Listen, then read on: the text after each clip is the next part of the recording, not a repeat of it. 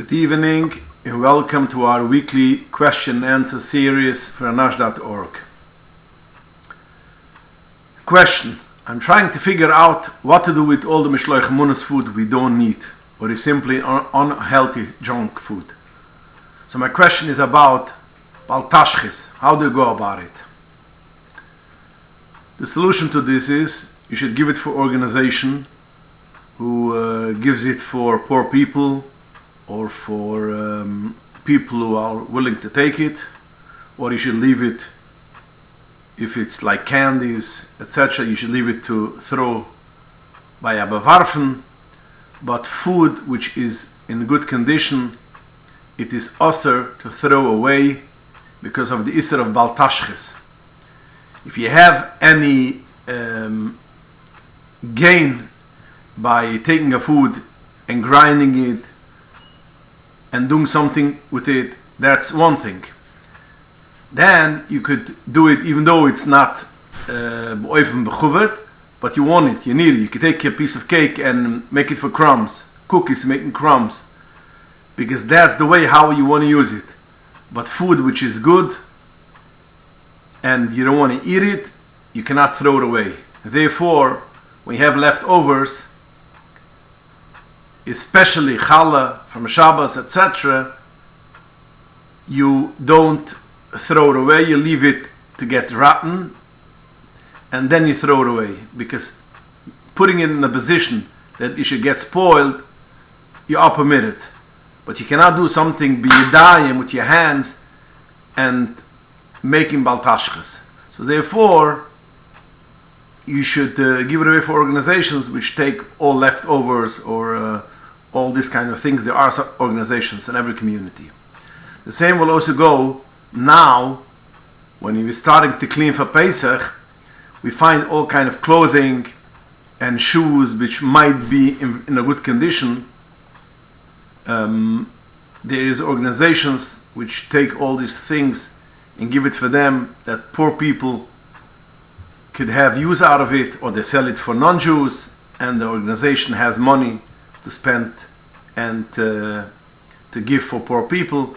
But good things you don't throw away because tashchit. Question. I'm traveling to my in-laws this Pesach. Do I have to do b'dikas separately or together with my in-laws? This is a common question. Young couples sell their whole house, and since they sell their house, according to the Tzemach Tzedek, you don't need to make b'dikas chumatz, although it's not sold till in the morning of Yidalet.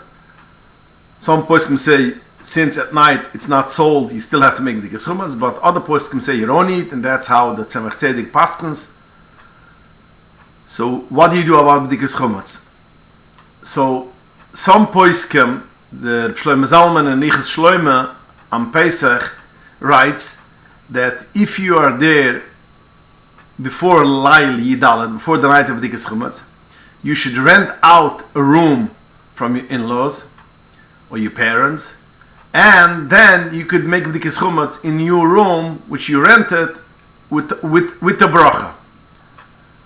But Rav Osner and Shayvet Alavi disagrees, and he says it's a haruma, it's not a real sale, it's not a real rent, and he's not excited with this kind of solution, and he said you shouldn't especially not make a bracha. So the real solution will be, according to the Alter Rebbe, that a person should buy some chumatz and eat the chumatz in that room which is dedicated specifically for him, that room, his room. So that's already his room, and he has chumatz. And the Alter Rebbe writes in Siman Tuf Lamed Vov Siv Chof that if a person he moves in to a house with the other Yid, and that the balabais of that house, he makes b'dikas chumatz. If you have chumatz and you ate chumatz in this house, the balabais, when he makes b'dikas chumatz, is also making your room b'shlichoschu, shlich and it's as if you yourself made bir chumatz. So according to this, the best solution would be you should be there in their house. You could rent it out, so you have the solution of Reb Shlomo Zalman. You have also chumetz, which you ate in that apartment. So basically, if you ate in that apartment, it's your chumetz. So even if you are going to make b'dikas chumetz, you will be able to make a bracha. But the best thing will be if you hear the bracha from your in-laws or your parents, and then you make b'dikas chumetz in your room. In this case, you are makam the mitzvah of b'dikas chumetz, the mitzvah of Chazal to make b'dikas chumetz, since the chumetz is yours, and also you rent it out. According to the Alter Rebbe, you don't need to rent it out, but at least you could also give something for your in-laws, so you also have the solution of the alichas shloima of renting it out. Question. Previously discussed buying whole fillet fish with the skin intact, and you could use it, since it has the skin intact, you can use it all year round. Are there any additional requirements for Pesach? The answer is no.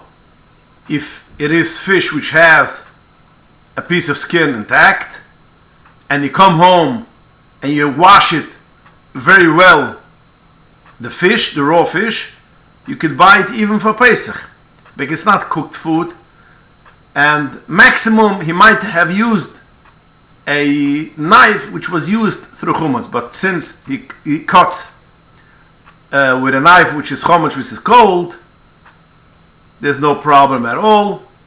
And b'chlal, I don't believe that the fish department in a ShopRite or a Petmark or a Costco uses this knife for something else other than fish. So therefore, if you come home and you rinse it very well, you could use the fish also for Pesach.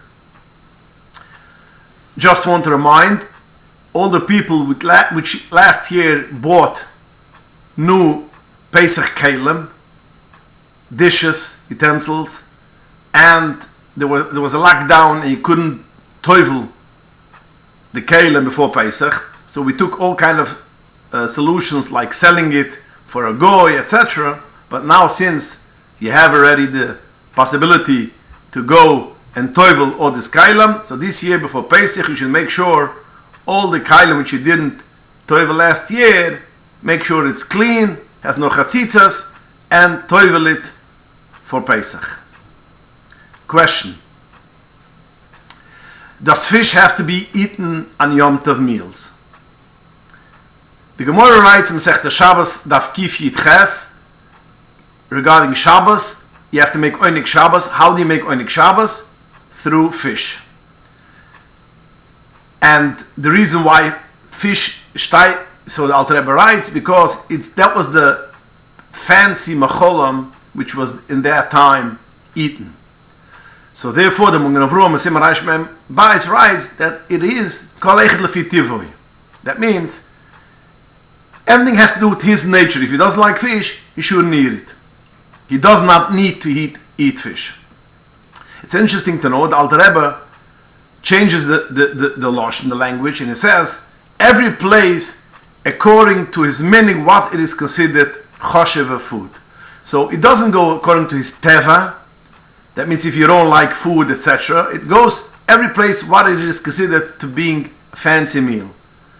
So according to the Alter Rebbe, it is mashma that since fish today's day in every fancy meal there is fish, and therefore there is an Indian of Oinik Shabbos, it should be fish. So even if you might like other kind of foods, it is an Indian that you should eat fish for Shabbos.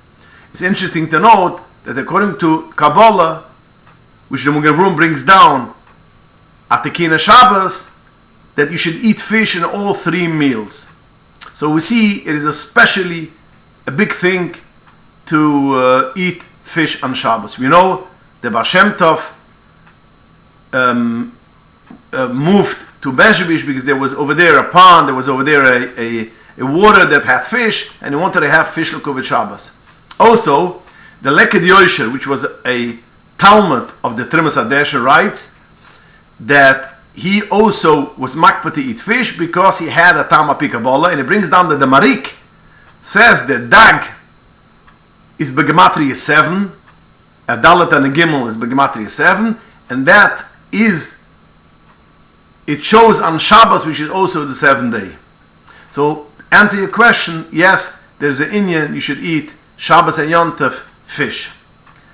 Now, the question goes on, can one serve parva milchige meals on Shabbos and Yom Tov if they desire? We mentioned already before, there's an inyan to eat fish. Yom Tov, there's an inyan, special inyan to eat even meat. The Alter Rebbe writes, although today's day we don't have shlumim, so therefore it's not a chiyuv to eat meat, but there's a mitzvah to eat meat. And that's we're talking about meat. Yom Tov. Shabbos is also, you don't make a milchige seuda, you don't make a parva seuda. Shabbos and Yom Tov, you make a seuda with basa, with dogim, and that's meaning of Klal Yisrael, and you don't change this minig just because you want to eat parva for Yom Tov or for Shabbos. Question. I am after having a baby and not fully bekoich. What is the priorities to clean for Pesach? So let me set it straight. According to our minig Chabad, that we sell for the goy even real chumutz, as we see that the Tzemach Tzedek used to sell real chumutz, the Rebbe Nishmus Eid, the Rebbe Reshab, in his Shtar Mechiras Chumutz, we see he sold chumutz. So our minig is that you sell chumutz gomer, real chumutz, and this was also the minig by other Chassidish Rebbes, like Yerapshis, Tzans, Reb Tzudi Koim, Lublin, and other places. But some people do not sell chumutz gomer, but I'm going to talk to, according to our minig, that we sell chumutz gomer. So any place which you are going to sell, you don't have to make at all. That means, if you have a Pesach kitchen, and you're going to lock up your chumutz kitchen, you don't need to do anything in that kitchen. You don't need to clean it, you don't have to sweep it, you don't have to burn out the oven. You just lock it, you write on top of it, it's sold for the goy, and you don't need to do anything. The same will go any closets in your whole house, which is stuff which you're not going to use on Pesach, just sell it. If it's clothing, if it's toys, whatever it should be, just close it, lock it, right on top of it, it's sold for a goy, and you don't need to do anything to clean it. The same will go to the oven, since you have a Pesach oven. That's whatever you sell. And that is also clothing. You can take all the clothing of your children, which you're not going to use, you're not going to use on Pesach, you sell it, and you only clean the stuff which you are going to use on Pesach. Now, the same will go with toys, the same will go with books, anything which came during the year in contact with chumutz, you should just sell for the goy, since you don't need it, and you're done. Now, other things which you don't sell. Now, first of all, rooms which you don't, it's not a place which you bring your chumutz. For instance, you have an attic, or you have a boiler room, or whatever room you have, you don't need to clean it, because you don't put in chumutz, you don't carry chumutz into that room. When it comes to cleaning, if you don't have, let's say, a Pesach koch, a Pesach kitchen, so this you have to make well. Anything which comes in contact with food during Pesach, you have to clean very well, because even one tiny drop of chumutz, if you're going to eat it, you're over a iser. Chumutz b'Pesach is b'mashi, even a tiny drop. So therefore, when it comes to the kitchen, the refrigerator, which you're going to use food over there, the freezer, which you're going to use food over there, the cabinets which you're going to put in stuff for Pesach, you have to clean very well. When it comes to not places which you have chumats. That means bedrooms, which you don't eat over there, but you still have to make it. You have small children, you might there might be chumats over there. So therefore, you make it, but basically you do it, you clean it. You don't need to take out chumats, which is in the cracks of the parquet, which is in the beneath the stove or the refrigerator. If you're not going to take out, and you're not used to taking out the refrigerator or the stove all year round, you don't have to take out the refrigerator and the stove to check and clean over there for chumats. You clean as much as your hand could go in, and once you clean it till as much as your hand can go in, you don't have to do more than that. Now if you're going to take it out to clean it back in the refrigerator, back of the stove, then you'll have to have a chiyuv ready to make b'dikas chumats, because it is already a thing which you took out. But if you didn't take it out and you don't plan to take it out and you don't taking it out, it is as if chumat shnafrul of mapoilus, which something fell out on top of chumas, or you have chumas beboyer. You don't need to take it out. You only clean as much as you could put your hands, and you're done. Now, walls. Walls, we know, the Rosh says, the Tur brings it down, Yisrul Kedoshim. That means, Yisrul Kedoshim means, although mitzad alocha, we don't need to clean and wash walls, but Yisrul Kedoshim, they do more than what they need to do. So therefore, some people will take ladders and wash the wall, the ceiling, the fixtures. Not that this is what the Rosh means. The Rosh means Yisrul Kedoshim, only places which you eat during the year. That means your dining room, your dine at your kitchen, and as tall, as high as you could touch, especially children could touch, that you wash. Anything which is above your hands, you don't need to wash at all. So the ceilings, the fixtures, the chandeliers, or anything, you don't need to wash at all. It does not go into the gather of Yisrul Kedoshim either. Other rooms which there is not a place which you eat, although children might bring in chomats, you need to wash the walls at all.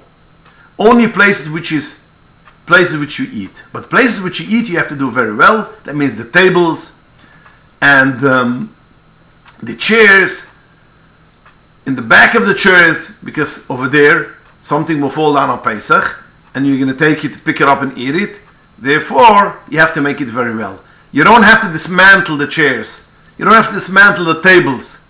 But you do as well as you could reach, and then you are fine. That's why there's a minig by a lot of Chassidish Yidden, any food which falls on the floor, you don't eat it. Why? Because although you swept the floor, you might have some tiny pieces, crumbs in the parquet or in the grooves of the floor. So it fell down on the floor. You're afraid maybe if you're going to eat it, you're going to put it into the mouth. But mitzad alucha, you don't have to take a toothpick and lie on the floor and take out all from all these grooves, since it's tiny pieces. And like the Alter Rebbe writes, peririm which doesn't have a kazayis, you're not mechiyev to make b'dikas chumats, you're not mechiyev to clean it. Now if you find it, you see it, of course you should take it out. But go sitting on the floor or dismantling tables and chairs, you don't need to do. Same thing will go also radiators. You do the radiators as much as you possible, as much as your hand could get, and that's about it. You don't need to dismantle your whole house. You don't need to dismantle either the refrigerator. You do the refrigerator, although it's a thing which you have to do very well, because you're putting in over there food, but you do it as well as possible, and that's fine. Now if you still see crumbs in the parquet, although api halacha you don't need to do anything, but some people will feel, I'm in a house, Pesach, you could see crumbs, although you cannot get to that, just put on top of it any detergent, bleach, or any sharp detergent which makes it pogum, and you're good to go. So therefore we have to know what we need to do. Anything which will come in contact with food, you have to make sure to clean. Anything which does not have to have contact with food, you have to make sure there isn't peririm, which is a gzais, or even less than a gzais, but it's a pirer, a piece of chomach which a person will eat. It doesn't get dirty, or it's a chashivas. That means a small piece of pretzel, a tiny pretzel, or a Cheerios. These things you gotta clean up. But tiny crumbs of bread, and you have it in cracks, you don't have to turn over the whole house in order to clean it. When it comes to toys, it is kedai that anything which you're not going to use a Pesach, sell it, and the toys which you are not going to sell, you want the children to play, you should soak it in water which has bleach and wash it, because this children might put in over there, they play while they'll eat, and you don't want it should be any chomats while they're playing on Pesach, and they'll take it in their mouth. So that's basically what you need to do. Windows you don't need to wash. Silver you don't need to clean for Pesach. You gotta do what you gotta do. If you have more koyach, you want to do it as your father, your mother did, as your parents did. Okay, we get more to the koyach. But if you are now after a baby, you do what you need to do. You know your priorities, and you don't need to do anything else. Just to mention, a person which has a porch before Pesach got to broom it, because it might over there be also some crumbs, and also to wash the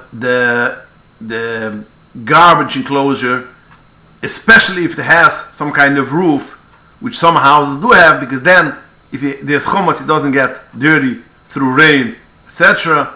So you got to make sure there isn't over there chomats which you could be able to come to eat.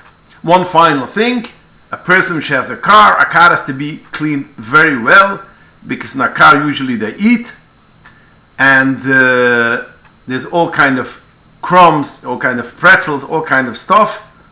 And if you're going to drive your car on Pesach, especially with your children, it's very easy that you should touch chomats and you might take it to your mouth.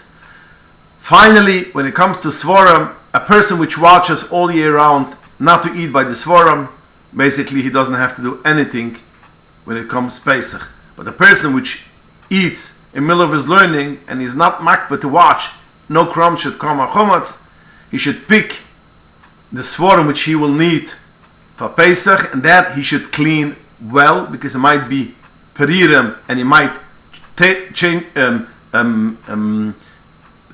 touch the finger a page and put it to his mouth. So therefore he should clean it, and all other the svarim which he used during the year he should sell for a goy. This is basically in a nutshell what you need to do for Pesach. And a person which is not bekoyach, or is under after a baby or after COVID, etc., does not need to do more than that. A person which is bekoyach and he can clean better and he wants to do like his mother, like his father, like his parents, tuvu ulav brucha. But according to halacha, you don't need to do more what we just mentioned. Okay, we're going to stop here and join us next week again, Im Yirtzeh Hashem, and send in all your questions, especially Pesach questions, to inbox@anash.org, and we will try to address it the coming week. Good night, and have a wonderful week, and have an easy cleaning for Pesach with relaxing. The house should be relaxed, because you don't want that your children should grow up and remember that before Pesach it is a time which is pressure, and they should regret all their lives the days between Pesach, Purim and Pesach. Good night.